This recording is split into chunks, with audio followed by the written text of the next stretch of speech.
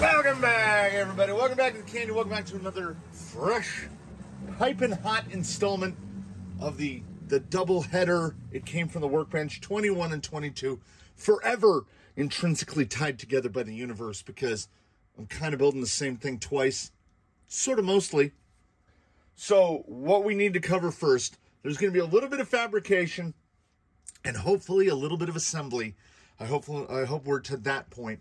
But when you're building two rigs at the same time, kind of from the ground up, there is a lot of just tedious little like laying the links out for this operation is probably going to take like 2 hours. 2 hours of my day just getting the links right, gathering up, what, 32, 34, 36, like 40 rod ends, and I need the right kinds to match it. It's a whole thing. So in between then and now, let us begin with 21. 21 is the Flanco, and I think I have decided that much as I like the molded in bumpers on this, because like Wiley has a molded bumper, I do like a body with a molded bumper. I think that the bumpers that I landed on are going to require me to cut those off. These are, I don't even like to say the word U-tron bumpers. I was ordering bumper mounts, so I ordered bumper mounts for it, and when I ordered it, I got the bumpers set for the U-tron. This one would sort of acceptably fit under the stock bumper, but it would also just quite easily replace the stock bumper, and then I could get it up higher. I could get it up to about there. So we'll get a little bit better departure angle. I might trim the inside edges a little bit. I mean, I love the just, look at this flat plank. And that will segue in here in a moment. The front bumper is pretty much perfect, maybe a tiny little bit narrow. But with that cut off, that will sit up like that, and I think that will be fantastic. And looking at the way the frame rails are going to sit, this is all going to work. So I think I have the bumper mounting and solution set for that. Now let me look at the box. Oh yes, most importantly, we're not doing this because I think it's cleaner to do this. Also, there's that width discrepancy between TRX4 and Element. So it was going to have a little bit of a tighter pinch at the rear. You know what? May we still use this? No. I did the chassis hole spacing for this hole spacing because for one primary reason, I've got to find the other piece. I wanted to keep the chassis spacing symmetrical. So the front chassis spacing is for the transverse servo mount from a TRX4, so I just copied this over to the back. Now, the chassis rails are still clamped, so it's not out of the question that I just drill another set of holes, which will allow fitment of Element parts in the rear as well. I showed this for a moment on Friday. This was the template that I used. I did use another little bit of an installment from the comments where someone said, do it flat without a rear tower. That way when you cut them, imagine this. So yeah, you do use a lot less material. I had a scrap piece left over from cutting down a quarter sheet that was this wide. And I cut 2 pieces out of it because it was a full 4-foot length. I cut 2 pieces out of it, and it gave me enough to cut 4 rails. So I added more lower length mounts. This is just rough cut. It is all drilled and tapped.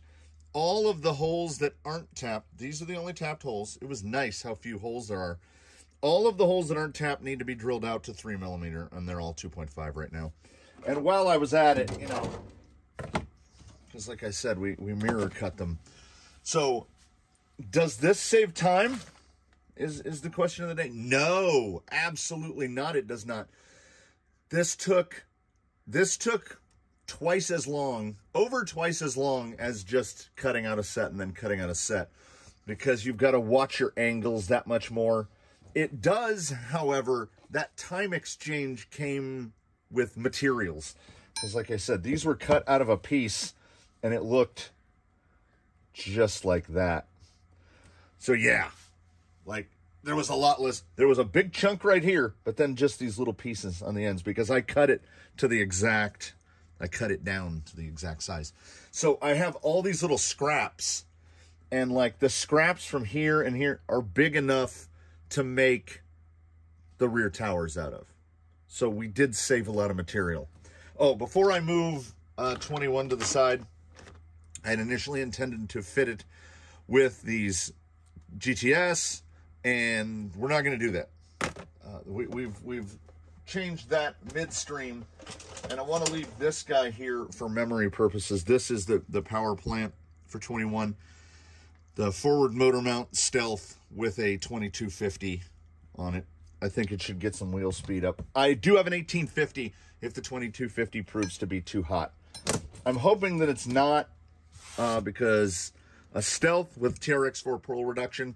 Luckily, we are running a pretty small spur gear and a pretty small pinion gear as well.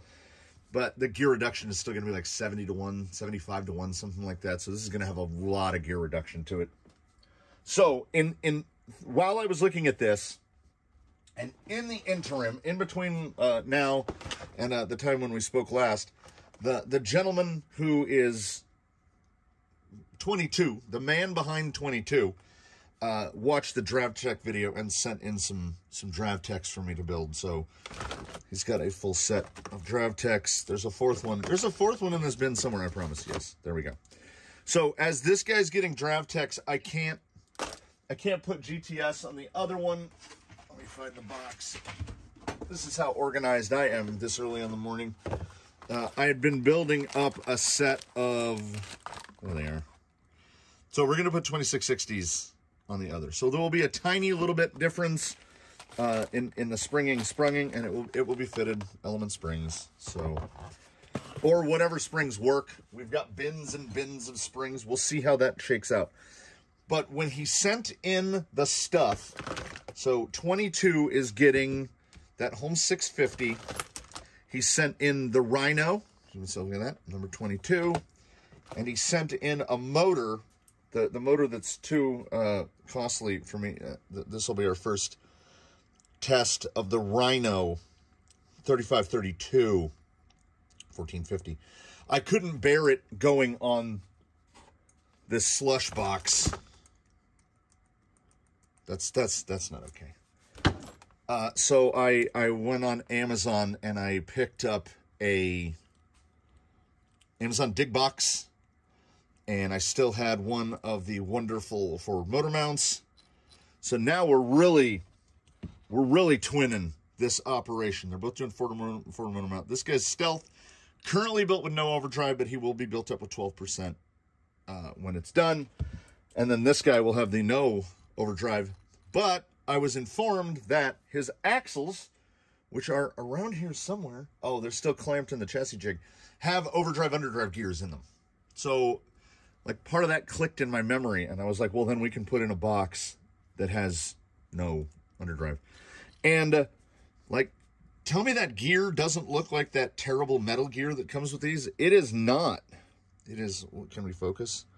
Yeah, Drag Race Concepts. This is a 78 tooth machined Delrin gear. So between these two with a Stealth, we got the Stealth. I think this is a 72. I have them geared to where they're going to be geared pretty much roughly the same. The gearboxes are going to sit roughly the same. This one's going to be a battle of who's quieter, really. Like, these are going to be two quiet boys. Oh, I do have I've got the skid, but this motor mount requires an adapter plate, and I haven't drilled out or tapped the adapter plate yet to mount this. It needs to move the gearbox over, just because if you try to use the stock holes, it'll hit the chassis. So it has the adapter plate to just move it over a hair. So I haven't gotten to that yet. And that's, I think, where I've gotten. I think I had mentioned that I had already mounted Here's the wheel and tire set for 22. All provided, but they do have Canyon inserts in them. Softs in the front, mediums in the rear. That's what we start with. And then the wheel tire set for 21 are the Fossils, Canyon softs fronts, Canyon mediums rear. Went with these Diablo's former wheels because we did this, and I was like, yep, those look great. Oh yeah, bouncing around. So the other guy, which I thought, like I had mentioned before, I thought was a JP1 from the pictures. Well, what did I have? Because I've welded up bumpers for Blue Sky High. Well, I have the JP1 bumpers, and unsurprisingly, the JP1 bumpers pretty well fit this guy. A little narrow in the rear, but I think I'm okay with it. If nothing else, I might just Dremel that off so it doesn't have that rounded. It's just kind of flat, and it'll look like it pulls down to the bumper. I don't want to put too much bumper on it. I don't run a rear bumper on Blue Sky High at all because, you know, departure angle, the all-important departure angle. So what I am hoping to accomplish here today, and it is all up in the air at this point. I don't know how far I'm going to get. I would like to get the plastics bolted in between the rails. But before I can bolt the plastics in between the rails, I've got to do the boringest boring of stuff, which is I have to, you'll see, there's the scribe line, and there's where it's roughed out. So, yeah. So this is a little bit on sanding equipment and a lot more on just a hand file.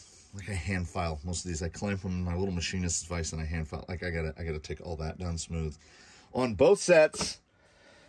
Then I have to mark out where the towers are going to rest. It's pretty easy. I can cheat the height. They're going to be some kind of tall looking funny boys. But I need to cut the towers. I need to get the rough tower template made. Most likely out of acrylic. I'll cut up a small piece of acrylic on the table saw. Although I have a bunch of little scraps, like I mentioned, I do have also this big scrap. And once I find the height, I can just zip the side of this off on the table saw. And then I have all my heights set. And then it's like 4 cuts to make the pieces. And I've had some ideas about how to fit it, because I didn't have this idea before, but I had this idea now, which was, I mentioned that width discrepancy there. I should have left the width like this and just clamped the towers in between this and the rail. And then I don't have to worry about the extra thickness, because if I use this piece in the rear and mount the towers to the inside, it's going to push the rear end's going to be really fat. So the other option is you take this over to the table saw and you trim these down. You take like an 1/8 inch off of either side. It really comes down to how much depth we have remaining. Because this is currently 8.5. And if I take 3, it's 5.5. So we'll have like, you know, that's actually probably enough, because the way the threads work, you can joust them through front and rear. So I might just do that. Set them and cut them down. Do that for both, because then we'll get a nice clean fit on the rear. The other option beyond that is we get into the drawer of chassis spacers, which we have quite a few, and I just pick one out. You see, that's too small. I do also have, man, this is why we don't show as much fabrication as I think some people might hope for. We've got drawers of rod. Probably be easier. I wanted to use this guy because I'm running out of places to put things. The yellow body, the what I thought was a JP1.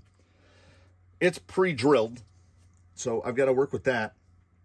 And why the U-Tron bumper was ordered is the recipient of 21, Erwin Adrianson over there in Belgium. he asked if it would be possible to do a Phoenix style body mounting with this body.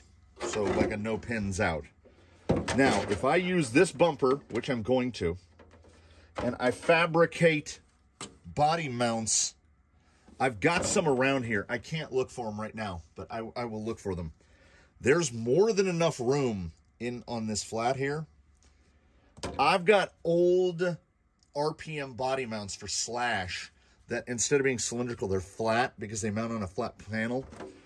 By looking at it, I think that I can mount 2 of them either directly to the Lexan or on a plate on the inside of the Lexan to where SCX-10-3 style, it will just drop down like this. The body posts will go right into the bumper, and then you would pin it from the bottom. How we're going to attach the front, I don't know. I don't think the front bumper gives us that sort of... No, it certainly does not. But it is very beefy. So the front is undecided. I've got to look at what bumper mount is going to work in the front. Maybe we can work something out, because if we can do this pinless, it would be pretty cool. Now, I would like to point out that I do believe that it will compromise well, it's pretty rigid, but strength-wise on the top, not having a big body mount come out of the top is going to look good at the exchange of, you're going to get some body slur on like big rolls and stuff. This body feels a lot more consistently pulled than some of the stuff we've gotten from J Concepts recently. The Power Wagon cab, oh man. Like usually you do your test and you grab it down at the bottom. So 0.5 millimeter, that's great. And that's at the thinnest part of the body. We test over at the other side. Yeah, we're right there about that 0.5 millimeter. The Power Wagon cab that I got from J Concepts, right here on what would be the back of the cab, is 0.1 millimeters thick, 1/64th of an inch thick. That is, well, for frame of reference, that is 1/3 the thickness of a fingernail. So it is like paper back there. I genuinely believe that, imagine this is a Power Wagon cab. I'm going to have to fabricate some sort of back piece mounted on the inside of the body, because otherwise, you know how I have the cabs with the posts that come through the back, it's just going to tear it apart. So I don't want it to die. It's a good looking body. Still not painted. 20 still not painted. It hasn't really been the weather conducive to painting. We went through Hillary, and like right now, it is probably 90% humidity outside. We've got this weird weather thing where like in the mornings it's foggy. It's really weird. We're supposed to be back to 100 again in a couple days. I am going to get a lot of these parts confused. I almost threw those in the wrong bin already. I'm trying to keep them separated, but it's not working. So I think the best method is going to be to get one of those fuel cells out. I've lost the fuel cell already. They're both in the same bin already. Get one of these fuel cells out. I am going to drill, I think I'm going to drill a second set of holes. Okay. Initially, I had thought maybe we'll just do another hole, but does that look too close to anybody? It looks kind of too close to me. Nah. Want to space it forward? We're going to do another hole or two on those. I'm going to get these cleaned up. I'm going to get the mock-up tower shape ready because, like I said, with that JP1, let's bring it out again. I have got to figure out where the body mounts are going to fall. See, it was nice to be able to make 2 sets of rails that about fit the same bodies. The front body mount on this one, honestly, is going to be a bigger problem than the rear body mount. For the rear body mount, we might just do something sort of lightly jankily, where we will just come off the back of the tower. Where did it go? So, as one would fully anticipate, we've got rear chassis rails that come like this. Let's make them a little longer and really janky. Tower is probably, I've learned, if I try to replicate this sort of leaf shape on the back, I don't know why, but it looks weird. I find symmetrical front and rear towers to look weird. So here are the mounting holes, and we are just going to come up, and we're going to go back, and we're going to go like that. This will come down to here, and it'll have 2 holes on it. So that's the tower. And then we'll go boop, boop, boop, boop, boop, boop, boop, boop, right? We're going to put some holes in it. So for this one, for this one, when I say this one, I believe the hole that I worked off, this is the stock shock position. So I'll have this whole top row open, I think. If nothing else, I will have these back 2, or, I'm angry now. I will have these back 2 open, and I am literally just going to fabricate some sort of plate that walks back. So we'll have this come back like this, and then we'll just have a body mount come off of it. And it's not gonna be the best thing you've ever seen, but we might not have to come back that far. Might actually only have to come back to about there, and then I can attach a body mount. Looks like a candle, and then they'll just mount to these 2 screw holes here. That's the idea. That's what I have so far in my brain right now. I don't want to pull anything off the rail, because like there's that thing we do around here where we build every rig to fit a body, and I'm trying to build 2 rigs that are the same to fit 2 bodies that are different. And that's where it gets complicated, because I was like, you know, on the one hand, oh, well, we would like to make it so that should the recipients, both respectively, choose in the future to change the body in some way, we can accommodate that. And then I, almost as quickly as I thought of it, I rejected that idea and was like, nope.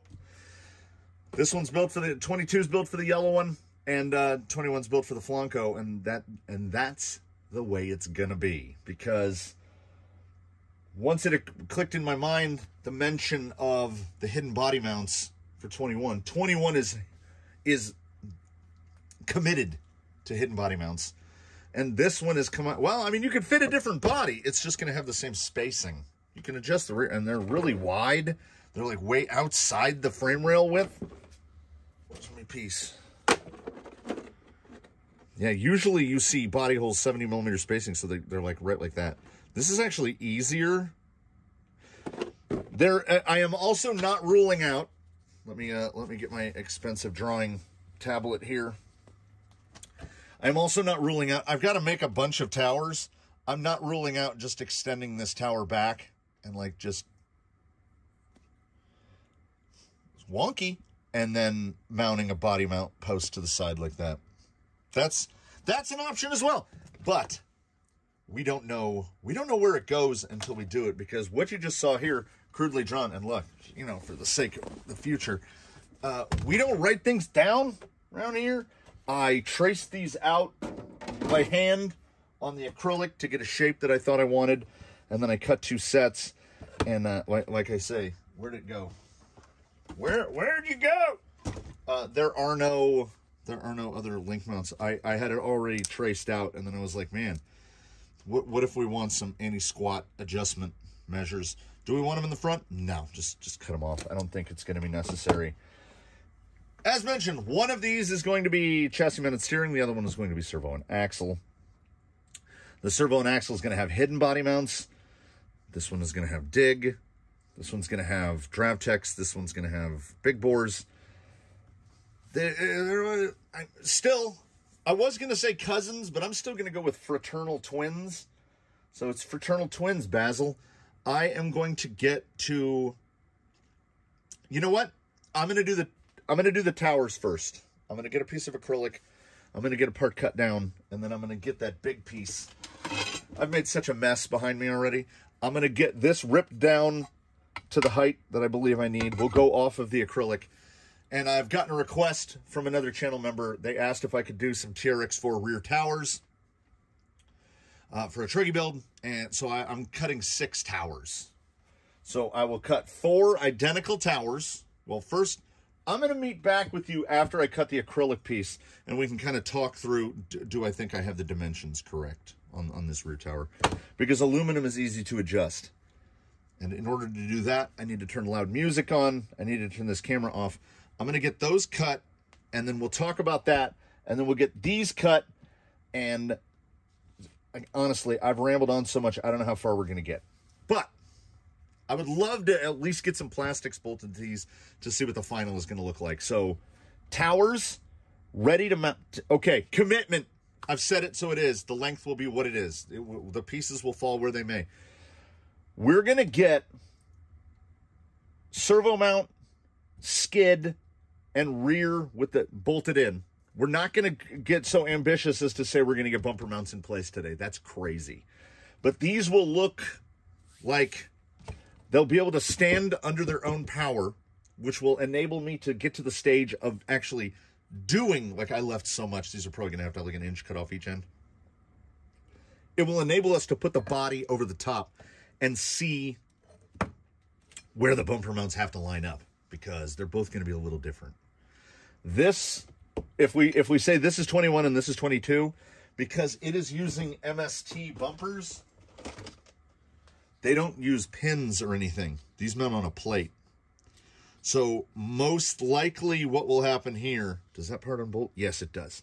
This might have to be shaved flat. It might just be a piece of Delrin in the front holding the two together. It might mount from the bottom. I'm thinking it's going to mount from the bottom just like that. It might mount up more like that. We don't know. We don't know until I get through the steps that I outlined a moment ago, and I'm desperately trying not to forget. Shaping, first thing, acrylic tower. I'll see you in a minute. I don't know how far in I had gotten. I had gotten in a little way. Like I was getting in through. It's not deburred. That's not the right one. Yeah, that's better. When you can see it from the other side where it's not all blued out. Hey, look at that. I'm okay with this. I could have brought it in a little more, but when I was looking at it from this side, I was like, you know, that's not bad. Got a little Roadrunner, very, very Roadrunner look here. So, usually while like waiting for things like glue to dry and stuff, I would do some sanding on that. Minimal filing. Most of it was done on the oscillating spindle sander, and it occurred to me, looking at the pieces, like I looked at the skid, and I looked at the front servo mount, and I looked at the rear brace. I did indeed drill that third hole. I realized that for the chassis-mounted steering version of this hole right here needs to be threaded anyway. So I threaded that hole. I realized these go into the center skid, and I literally just had a center skid in my hand. So these holes, those four, those generally aren't even used. So I just left those 2.5 with it clamped. Like I said, drilled that third hole, which does not go into the tower.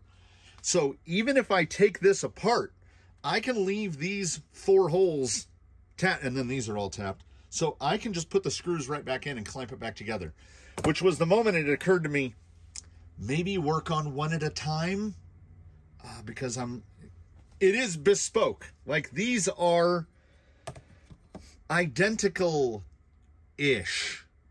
but these holes were all punched independently of these holes. So if I were to take this one and the other one of that and put them together, they probably wouldn't line up perfectly. So we need to, the royal we need to take steps to ensure that these two stay with these two, because all their holes are going to be exactly the same. So I did the towers, and here's how I do the towers.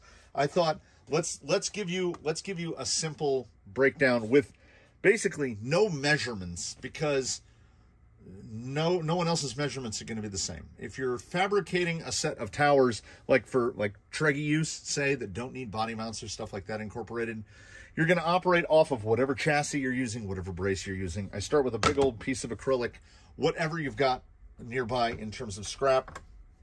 I cut a piece to roughly what I think I will need, which is right about there. In spirit of the no measurements thing, it was like 2 1/8 by 2 1/8. I just wanted something close. It's a lot easier to work with if it's a square, because then if you turn it around, it doesn't ruin anything. I pre-drill all my holes to 2.5 millimeters, so I put two 2.5 millimeter screws through. I get the first holes drilled, and then I can put this in place and make all my marks. Like the first mark that goes in is the do not go below line right there, because that's going to line up with the chassis. I don't really want to cut into there because I want to leave good meat for the screws to go through and the brace to press against, so that we know that the towers aren't going to be flopping. There will almost certainly be a top pin or a mid pin. I've left plenty of room for that to put a pin in to brace the towers. The higher it is up on the tower, the better. And I often, generally, here's some further behind the scenes, after a tower is put together, I will generally be like, well, that hole's never going to get used, or that hole's never going to get used, because it would generally be like a longer shock. Like this top row of holes may be useful on the DraftX, but I don't think on the 2660s, because they're 85 millimeter. I think we're probably going to be in this row, maybe this row, depending on how the rig sits at ride height. I don't know yet. So I will generally just drill one of these holes out and put a brace in between it and screw the brace in there. That's how Daphne originally was. She now has a tower that has a dedicated brace hole on it. So I get it marked like this. I used the template to locate, so that's the axle line and that's the axle line. I used the template to line up, so it was 90 millimeters for me between axle line on the frame rail. So I did the same thing, and I copied that over, and that's where the first hole goes here.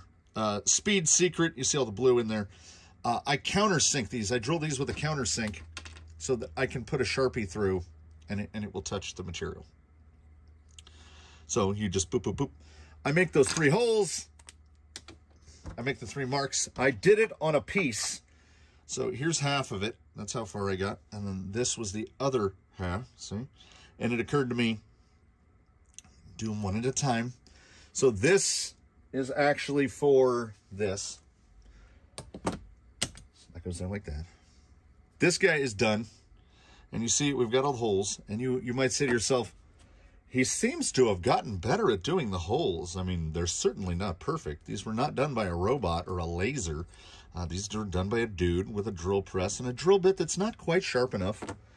How does he get there? Well, after making countless shock towers and chassis and everything, that's how also these holes are lined up so uniformly. I just happened to notice, incidentally, that I've got a book of graph paper back here, a spiral-bound book of graph paper. And I use that graph paper for all sorts of stuff, and I measured it one day to find out that I've left my caliper on the drill press. You're going to have to trust me on this. These are 5 millimeter squares. And for my young life, most of my life, graph paper was 1/4 inch squares. I had no idea for the couple of years that I've had this book of graph paper that I had bought metric graph paper, which serves my purposes a lot better, because my hole spacing for all these holes, I do 5 millimeter hole spacing. So the speed secret is you have a starting hole. There's a starting hole that's drilled. You've got graph paper and you've got magic tape. And what I do is I have to use a bright light, which I didn't obtain one. I line, so I hold it up so that I'm looking up at the ceiling up there. I line that corner, that is lined up perfectly over the pre-drilled hole. Then I just tape this into place, and I punch out the grid of however many holes I want. And it's always too many 23 shock mounting positions on this rear one, because why not? 23 is better than 2. I think the front has 17. So we've got 40 shock mounting holes. It's a nice round number. I do like a nice grid of 9. It's a nice pretty grid of 9. So that is what I will do with this one. The same thing that I did with this one. And there was a time in my life where I would have marked out in here, in between that do not go below line. I would have marked a line on here and I would have cut like a relief in there. And then I realized, you know what? It does not matter. You're cutting like 1 or 2 grams of material out, and I don't believe it does anything for strengthening. If nothing else, it might make it a little weaker. And then you end up with these like this. And how I start putting the pieces together is I put super glue in between them, the pink bottle right over there. Oh. And the whole time I was fabricating all of this, I was wishing that I had made good on my reminder to, yeah. I was wishing I had made good on my reminder to myself to purchase both drill bits, screws, sanding discs. There was a time, not too long ago at all, that the number of chassis and shock towers and stuff produced in here was 0. And in the past, just in this year, I don't even know, 10 chassis. So I'm wearing out all my tooling and neglecting to order replacements. I need a new belt for the sander. I need new discs for the sander. I need a whole package of 2mm and 3mm drill bits. I need new taps, like these taps. Their best days are definitely behind them. And I just get lazy and I keep reusing the same old material. I am going to make an effort that once this is edited and I'm sitting down, I'm going to go on McMaster and I'm going to order all the things that I just mentioned because, I really should. Just hit the shock towers there with a little bit of very blunted sanding belt. We will see how awful. Also, I should really be using cap heads on here and not button heads because some of these screws have been inserted and removed 30 times and they lose a little bit of integrity each time. Oh yeah, it's not coming apart because there's a 5th one. Speak of the devil, and he shall appear. That's why folks like myself keep the engineer Negosaurus always around, because the Negosaurus is magic.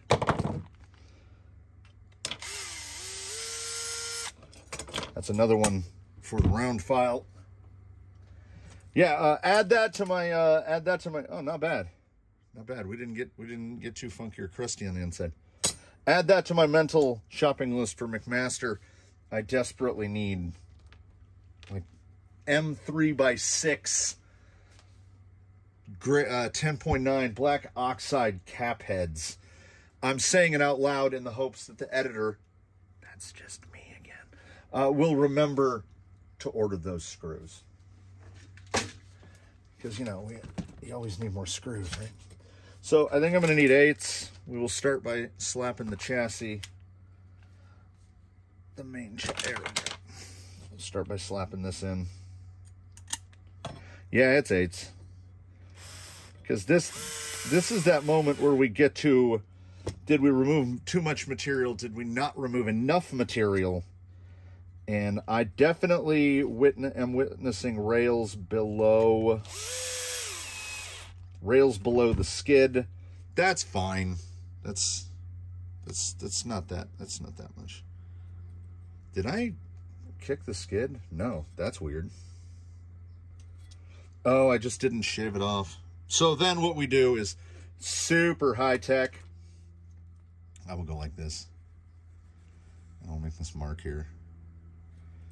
And then we'll just, we'll finish out that angle. I believe that angle is left long, or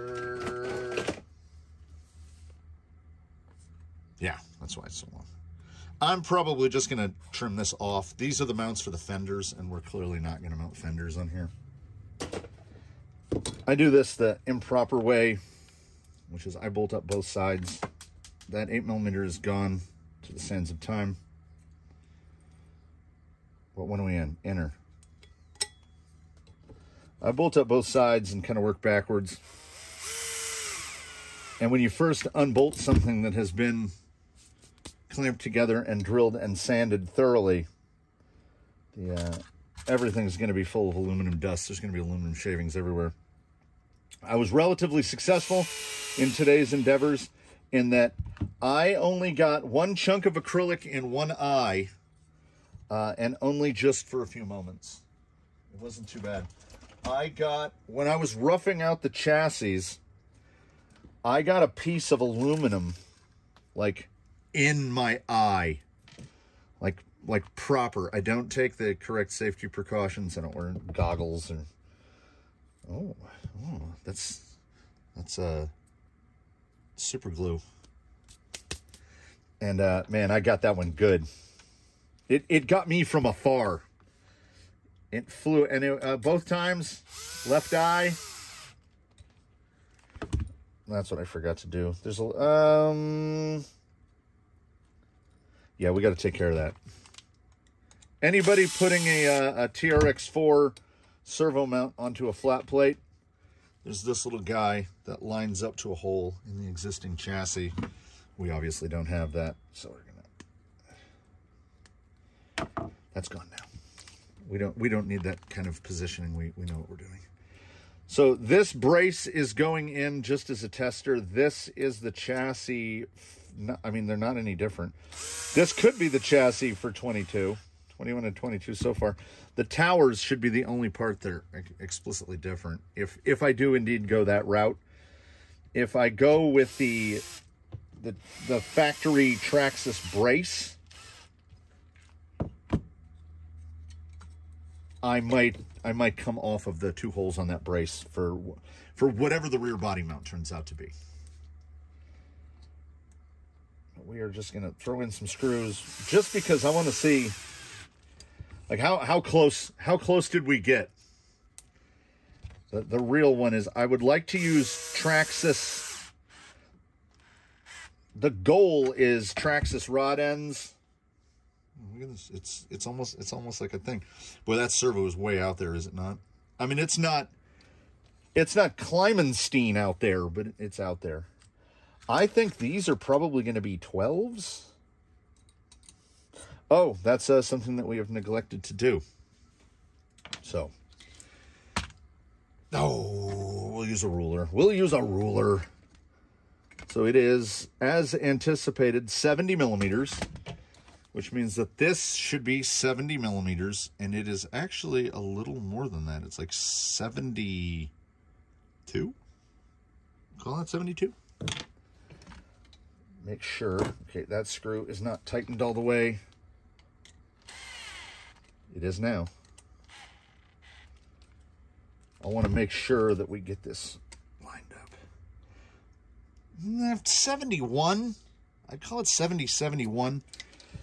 This is 72, and the thickness of these 2 boys should be just over 6 millimeters, and they are closer to 7. So 72 minus 7 is 65. So we need to take basically 1/8 of an inch off of each side of this, so that we don't have a wide rear end like this.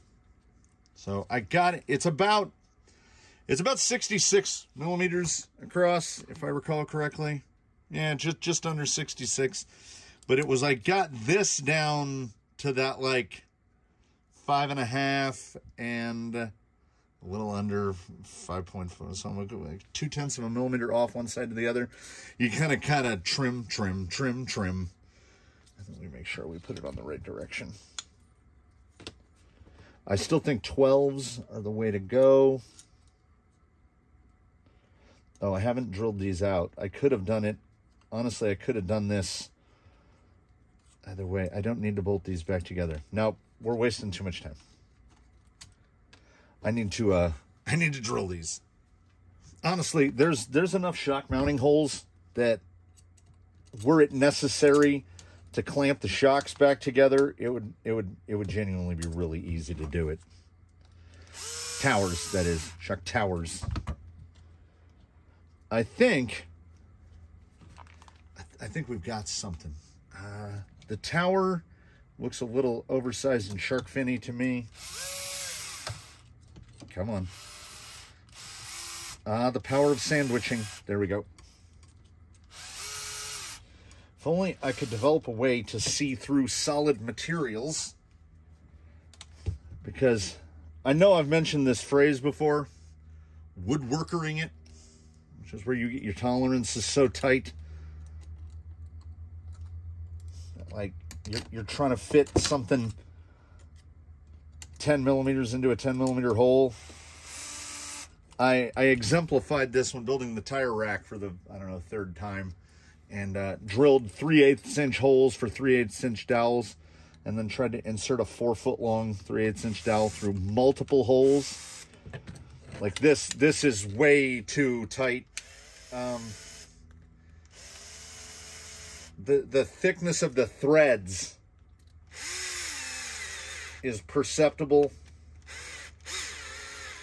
So the spacing on these is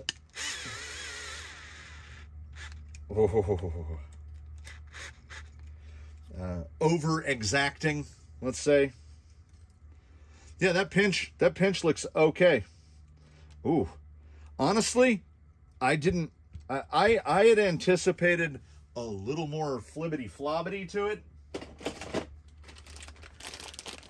but no. Now, we went through all that work to settle that brace. I'm hoping to be able to use why I ordered 2. I'm hoping to be able to use these on both ends. I think that's what it's going to require for the flanco. Yeah, see, that's nice. That seats right in. So we'll trim that to whatever it need be. Towers look pretty good. Where'd that gearbox?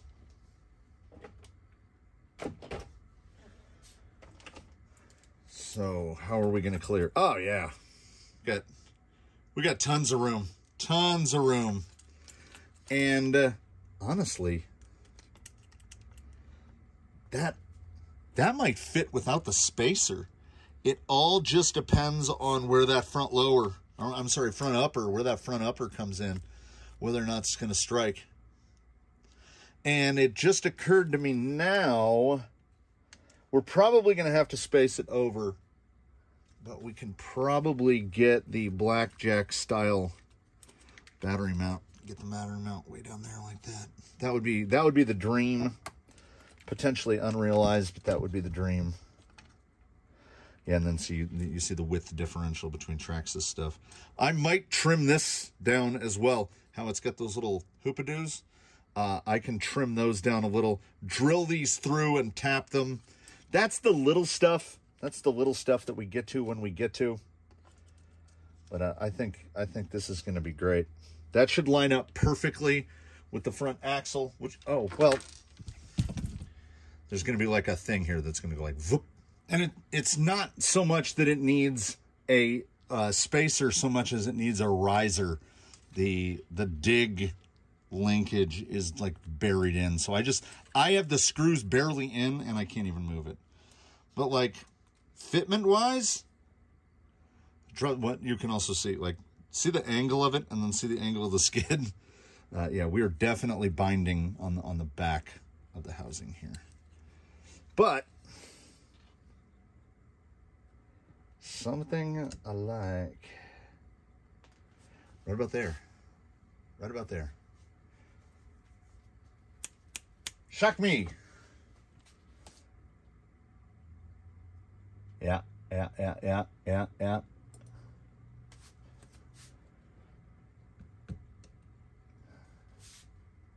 Okay. So that'd go right about there. And then in the rear, why does it look like it needs to lean? Oh. Yeah, because that's going to actually sit about like that. No, that should be good. That should be good. I learned incidentally some time ago that what I was doing, I would build a chassis. This would essentially be at full compression or past full compression. Like we're probably not going to get this much up travel. I would measure the shock fully extended, and then I would put the shock holes way up here. And what that does is make it so that you have no down travel. So honestly, when you're assembling the shock and building the tower to accommodate, it should be like that. There we go. So that top hole with that top corner is full compression, which means we're probably not going to be using the top row even for these. These will probably be in the second row, and the 2660s on 21 should probably be in that row. But it means that you got 10 millimeters of space. You can go to a 90 millimeter shock, 95 millimeter shock.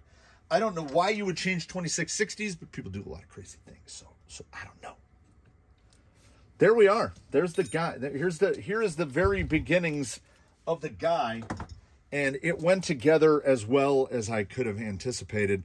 I'm going to once I find that plate, I'm going to have to drill and tap that plate. When you see these again, where's that body? Let's double check our fitment here. Out of my way. Yeah, that's perfect. Those are sitting on the rail. Oh, and look at this. Okay, yeah. Now that we can see it, you see what I'm thinking, right? Just a piece of Delrin, just straight off. Just a slab of Delrin that will mount to 2 holes in there. And because these are threaded, I will just drill through the Delrin, tap it from the side, just a square of Delrin with a hole in the back of it for a body post to go through. Simple and done. And looking at it, we might be able to do the same with the front. Just a straight bar off it. So it won't need any sort of custom weird tower. I've got plenty of 10mm Delrin. I will just span those off. So that will fit like that.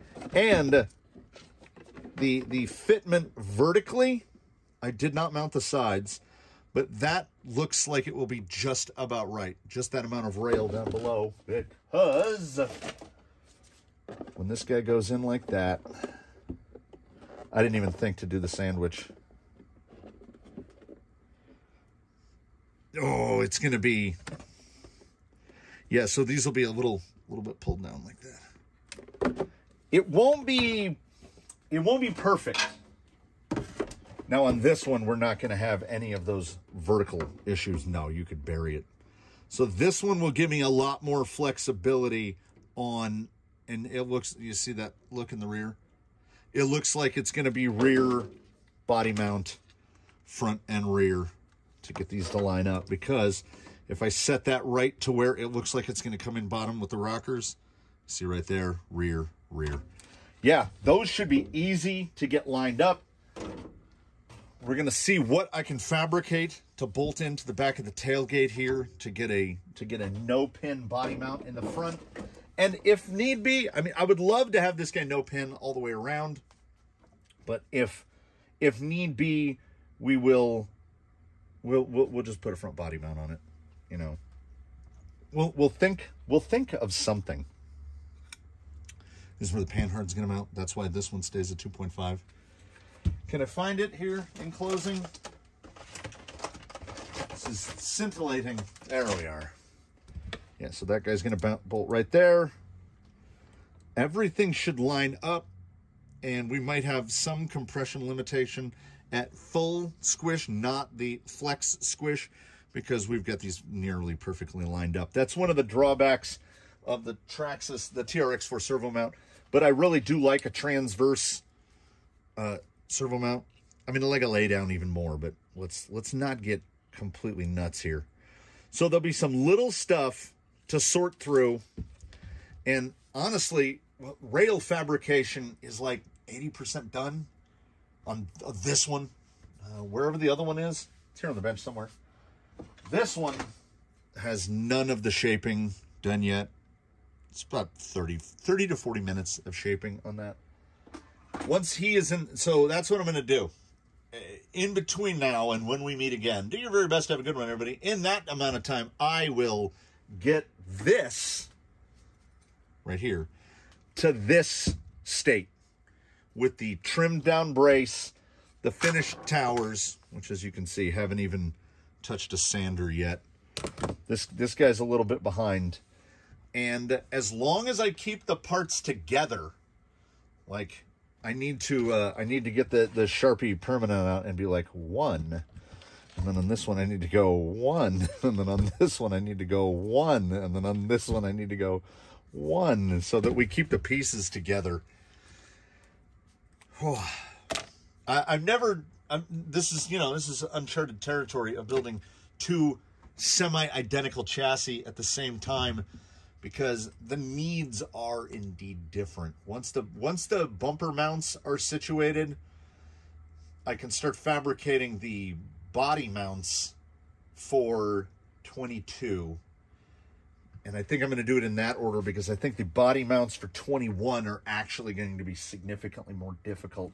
Once I realized the spacing on the holes on that quote-unquote Jeep with the, oh yeah, that's, oh, I learned this. I don't remember what video I was watching, but Jeep, trademark, patented, whatever, the 7-bar grill.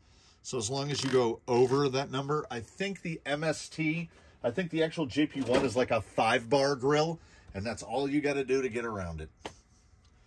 Like the name that we don't like to speak, the Fordyce, has a 7-bar grill, but it has 6 vertical bars and 1 that goes the other way. So it's still 7 bars, but that's how they get around not getting sued by what, Jeep Chrysler? They'll come after you. They'll get you shut down. Ask the Michigan. Here we are, 21 and 22. I'm also in between. When you see it next, I'm already going to have the links hopefully sorted out. I am hoping against hope that I can use as much and as many of stock TRX4 links as possible. This is link bin 1 and here's link bin 2, and I have a lot of TRX4 links, the smaller ones and the larger ones. If I've got to fabricate links, I've got to fabricate links. If I've got to fabricate spacers, so be it. We will do what we need to do to get there, but I think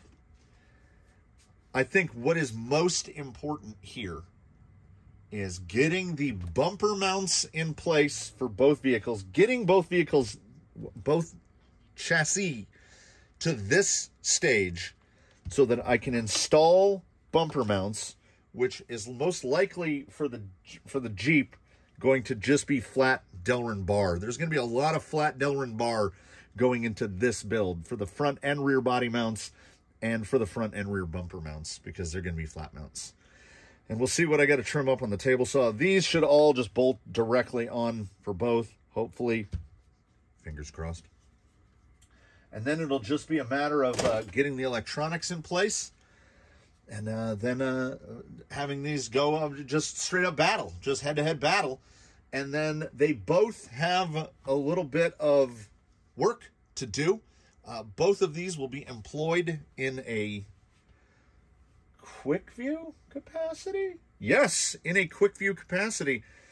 22 will be testing for us the Rhino Crawler 1450. We'll see how that does. And 21 will be testing Traxxas Trax, which I don't think any of us assume are going to do remarkably well on rock, but I think we all want to see it. I think we all want to see it. Only one of them needs to be painted. Hopefully that we can just keep this going, and they'll only have 1 episode apart before they are de-twinned and sent basically halfway around the world from one another, but they will always share this bond, this unbreakable bond of being built together, gestated at the same time. And I'm just going to keep moving. I'm going to keep the parts together, but I'm going to keep moving them back and forth so that even I can't tell, because when I was building this was mentally 21 I was putting together. But these are the parts from 22. So we'll never know who's who and what's what. And then they will go away to their places. I've already got the servo. If we do battery on servo on axle for 21, I've already got it cut for it. This guy now, I hadn't even thought about it prior. You know what? Oh man, is it? It just depends on where the drive shafts go. Put some spacers under that. Get that right in there like that. That could be where the battery goes on this as well. I do love that super low battery mount. I don't know. This is the best. It came from the Workbench series for me, physically and mentally, because I work on it and then I take a couple days off and I think on it and then I work on it some more. 20 is still plaguing me. It desperately needs painted. Once the weather clears up a little, I'm going to get it painted, and then that one can do a final run here and then go off to its final home. I got to paint the interior. You all know how I feel about paint, and we've agreed 20 needs shiny paint. I don't know what's going on the Flanco. I haven't decided. I got a bunch of cans of paint over here. I have no idea. And then hanging up here out of frame, there are 2 more bodies hanging up here. I have too many bodies that need, oh my God. Toothless needs painted. 1, 2, 3, 4, 5. I have 6 bodies that need painted. And I mean, if you want to talk about a good problem to have, I guess that's it.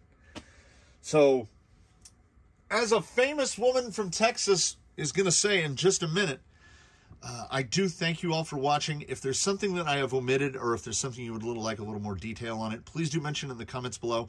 If it's something short, I will address it in the comments. If it's something that needs like hand gestures, I will address it in episode 3 of this.